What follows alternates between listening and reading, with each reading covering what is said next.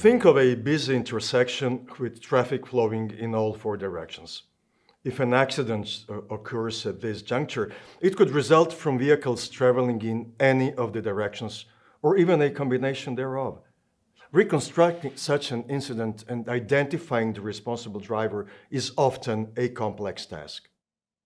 This scenario likely resonated with American legal scholar and activist Kimberly Crenshaw when she coined the term intersectionality over 3 decades ago. She used it to describe the convergence of various social identities and the resulting unique forms of discrimination, oppression, and domination. Ms. Crenshaw introduced intersectionality to highlight the unique experience of Black women in the United States who faced discrimination that could not be fully comprehended through the lenses only of race or gender. Since its inception, the concept of intersectionality has evolved and expanded beyond the experiences of Black women, and now it encompasses a wide array of social identities and how their intersections contribute to distinct forms of oppression. The theory examines how various biological, social, and cultural categories, such as gender, ethnicity, social class, disability, sexual orientation, religion, caste, age, nationality, species, and other axes of identity, interact on multiple and often simultaneous levels. To fully understand a person's identity, each element must be considered as inextricably linked to all others. This framework helps elucidate how systemic injustice and social inequality arise from a multi-dimensional basis. Intersectionality asserts that classic conceptions of oppression in society, such as racism, sexism, ableism, homophobia, biphobia, transphobia, xenophobia, and all prejudices based on intolerance, do not operate independently. Rather, these forms of exclusion are interconnected, creating a system of oppression that reflects the intersection of multiple forms of discrimination. The applications of the principle of intersectionality are manifold. It has profound implications for social policy and legal framework.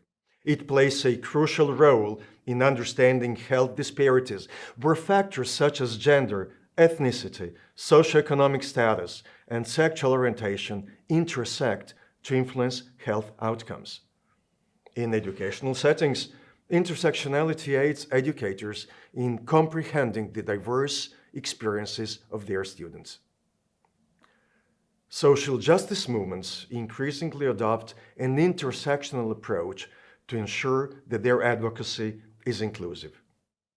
Various examples illustrate intersectional harassment and discrimination faced by women with intersecting identities, each potentially leading to exclusion or oppression. Regarding sexual orientation, lesbophobia is a form of intersectional violence that involves oppressions related to both gender inequalities and stigma against non-conforming sexual orientation. Lesbophobia encompasses misogyny, sexism, and stigma associated with non-conforming sexual orientation as is structured around deeply rooted social norms. As we, on the other side, address women with disabilities, there is evidence that supervisors and employers often assume that a woman with a disability will never have children, thus desexualizing her body. Due to such desexualization, one American woman with a disability testified about being sexually assaulted at work. When I was sexually assaulted at first, people didn't believe me. Then they told me I should be grateful that someone found me attractive. Women with disabilities face significant disadvantages in obtaining a job. Only 27% of disabled workers are women, and they often struggle with inadequate spaces and job duties. Concerning different ethnicities, research has shown that female agricultural workers of different ethnicities earn 1/3 less than men. We must collectively regard every aspect or attribute of an individual as an intricately interconnected with all others in order to comprehensively grasp their identity. Furthermore, when discussing intersectional harassment, conventional arithmetic principles may cease to apply. The equation 1 plus 1 plus 1 plus 1 does not invariably equal 4, but sometimes 8 or 12. The impact of societal challenges faced by individuals, shaped by the complexity of their identities, transcends simple addition and often resembles multiplication.